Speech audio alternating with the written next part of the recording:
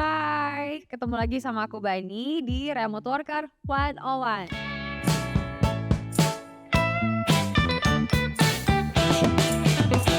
Di sini kita mau bahas gimana sih caranya menjadi pekerja remote dari mulai awal persiapan hingga mendapatkan klien. Dan di episode 3 kali ini kita mau bahas pertanyaan-pertanyaan yang paling sering masuk nih, yaitu gimana caranya menjadi seorang pekerja remote dari nol.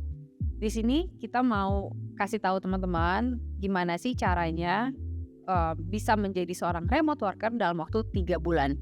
Kita udah siapin roadmap-nya, udah siapin checklist-nya supaya teman-teman bisa belajar skill-nya, gimana sih caranya bisa bikin portofolionya, dan gimana caranya teman-teman bisa dapetin klien. Jadi tonton sampai habis ya. Di bulan pertama itu bulannya teman-teman explore. Explore apa aja sih? Explore skill kalian dan juga explore potensi apa yang kira-kira bidang-bidang yang kalian bisa apply untuk jadi seorang pekerja remote. Kita mulai di minggu pertama ya. Minggu pertama ini teman-teman waktunya habiskan untuk mencari apa sih yang kalian suka atau skill apa yang memang kalian ingin honing atau ingin pelajari lagi. Coba teman-teman tulis misalnya apa sih yang aku suka, 5 hal yang aku suka atau 5 hal yang aku ingin pelajari gitu. Nah caranya setelah teman-teman tahu atau udah nulis apa yang mau dipengenin, teman-teman juga bisa mulai menggali lebih lanjut tuh. Bisa dapat dari YouTube, bisa dapat dari course, bisa dapat dari manapun. Pokoknya kumpulin informasi sebanyak-banyaknya. Nah mulai masuk ke minggu kedua, teman-teman udah harus mulai fokus di satu role yang kalian pengen tekunin gitu. Kalau tadi di minggu pertama teman-teman udah nulis 5 hal yang kalian pengen pelajari, nah di minggu kedua udah harus fokus satu-satu. Kenapa? Biar kalian gak pusing, biar kalian betul-betul fokus dan betul-betul mendapatkan hasil yang optimal juga gitu. Di minggu ketiga, teman-teman usahakan mulai praktek. Gak usah yang ribet-ribet, yang kecil-kecil aja. Misalkan teman-teman punya sosial media, coba bikin konten yang kalian bikin sendiri pakai Canva atau pakai apapun, tools apapun yang memang kalian lagi pelajarin gitu. Jadi buktiin hasil belajar, hasil riset selama 2 minggu itu di minggu ketiga ini. Nah, minggu keempat kita mulai cari tahu nih, kita nih sebenarnya niche-nya mau kemana. Pasti udah pada tahu dong niche apa. Niche itu kan kita pengennya spesialisasinya di mana gitu. Nah memang kalau niche itu juga kita nggak bisa nyari cepat-cepat atau mendapatkan niche itu cepat-cepat. Itu pastinya juga ada learning by doing, ada error test atau segala macam gitu. Kalau sepengalamanku sih niche itu akan ketemu dengan sendirinya. Tapi saranku kalau misalnya teman-teman sukanya memang di bidang edukasi atau di bidang fashion atau F&B, nah itulah yang terus kalian honing atau kalian terus dalami gitu, sehingga nantinya juga teman-teman akan nemu niche teman-teman sendiri. Tapi jangan salah juga kalau teman-teman udah ngerasa ini niche aku dan juga ngerasa terperangkap di satu niche ya, coba explore lagi di bidang yang lain, asalkan itu tadi fokus satu-satu supaya hasilnya kelihatan dan juga bisa optimal. Oke, masuk bulan kedua. Di bulan kedua ini waktunya teman-teman nunjukin skill kalian lewat mini project. Mini project itu apa sih? Ya mini project sebetulnya project yang bisa kalian bikin sendiri atau juga project yang teman-teman bantu sukarela temennya deh gitu. Itu jadiin mini project kalian aja. Misalkan kan teman-teman udah menentukan kalau teman-teman pengen mendalami menjadi social media manager. Nah di minggu kelima ini coba deh teman-teman tawarin jasa kalian nih untuk menjadi social media manager. Jadi volunteer aja dulu ke teman-teman gitu, ke teman-teman yang lain. Mau nggak sih sosial medianya aku beresin, aku bikinin konten strategi deh atau apa deh gitu. At least kalian jadi punya sarana latihan, dan sarana latihan itu kalian juga bisa pamerin jadi portofolio, ya nggak sih?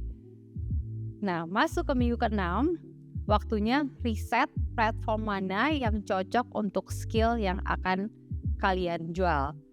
Jadi di sosial media itu juga atau di internet itu kan macam-macam ya kebutuhannya. Kalau misalnya kayak UMKM, perusahaan-perusahaan yang baru-baru gitu kan biasanya sosial medianya tuh yang dikencengin gitu.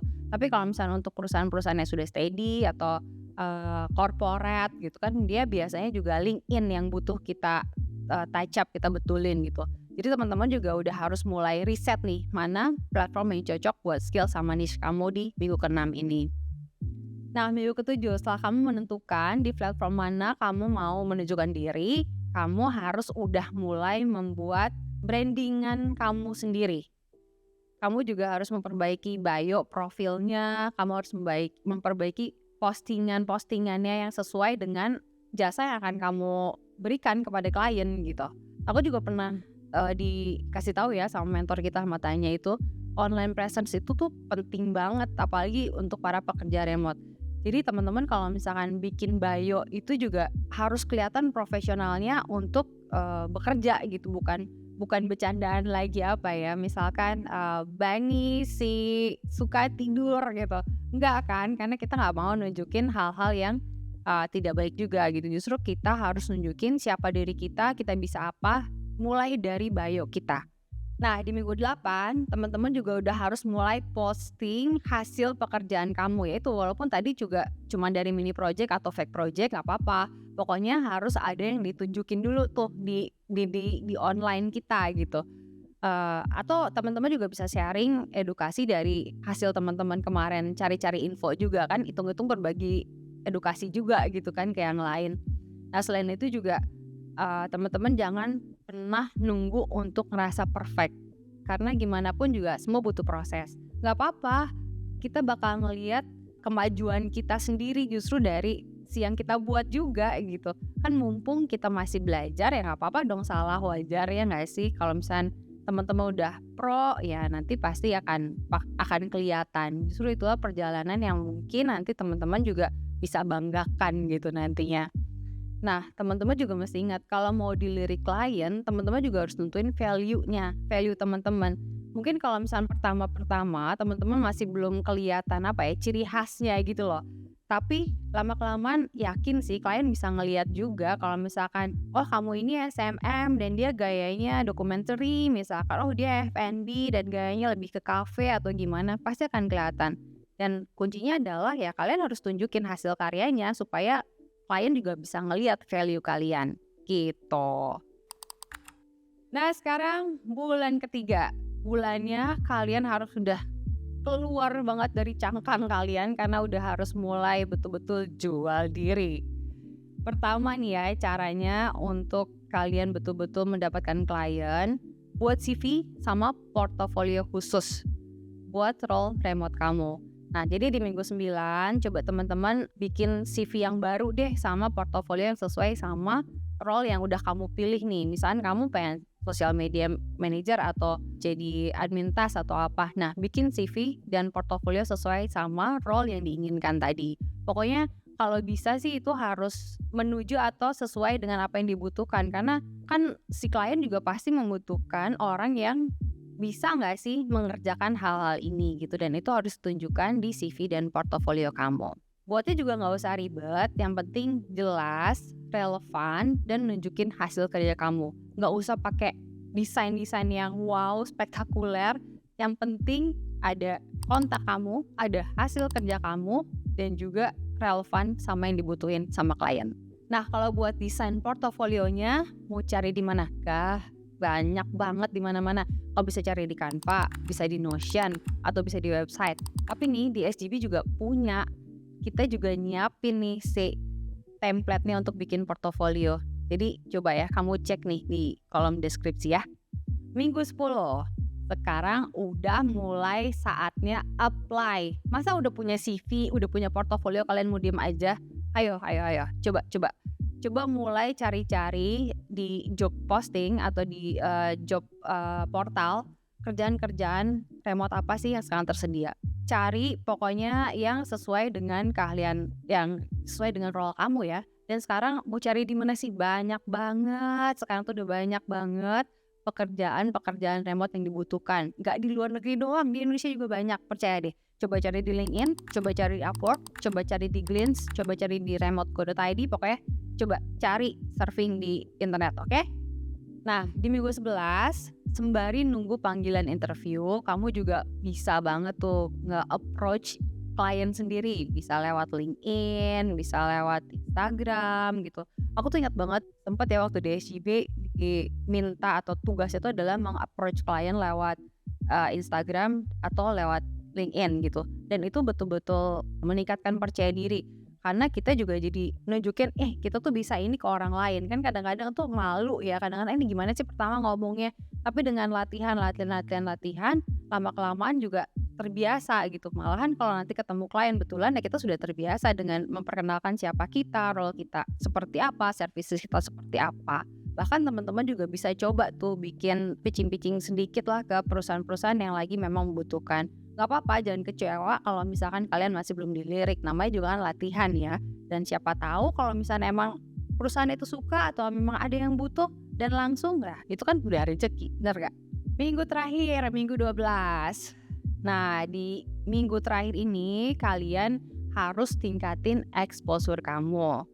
Bisa lewat apa aja? Ya pastinya bisa lewat digital, kalian juga bisa lewat offline juga nih. Teman-teman kalau misalkan ada waktu gitu, teman-teman juga boleh deh ketemu networking gitu. Atau kalau misalnya emang nggak ada ya udah ikutan event-event digital.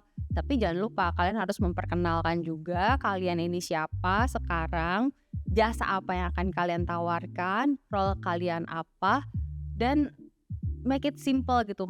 Buat mereka itu ingat siapa kalian secara singkat. Misalkan, oh ya itu Bani yang ngerjain social media manager. Atau itu Bani yang ngerjain Instagramnya si cafe ini gitu. Jadi buat orang lain itu tahu kalau kalian sedang mempunyai atau mengerjakan hal baru ini. Dan sebetulnya kalau misalkan kalian butuh promo itu keluarga dan teman-teman dekat adalah promo terbaik. Jadi ya itu juga harus dimanfaatkan. Betul nggak? Nah itu dia roadmap realistis selama 3 bulan yang teman-teman bisa banget lakuin. Kita udah siapin juga printable checklistnya yang bisa di-download di link deskripsi. Tapi sebenarnya lebih enak lagi sih kalau tetap dimentorin, apalagi dimentorin sama mentor kita semua, Tania Gromenko yang memang sudah jadi pekerja remote udah lama banget. Nah, selain itu juga kalau misalkan teman-teman mau ikutan atau mau mencoba mencari tahu menjadi seorang pekerja remote, bisa juga ikutan webinarnya dulu yang linknya kita taruh di description box ya. Ingat ya, pokoknya kamu jangan ngerasa aku harus langsung jago. Intinya mulai dulu dari sekarang, jangan ragu-ragu untuk memulai dan juga jangan ragu-ragu untuk mencoba hal yang baru. Sampai sini dulu episode kali ini, sampai jumpa di episode berikutnya. Dadah!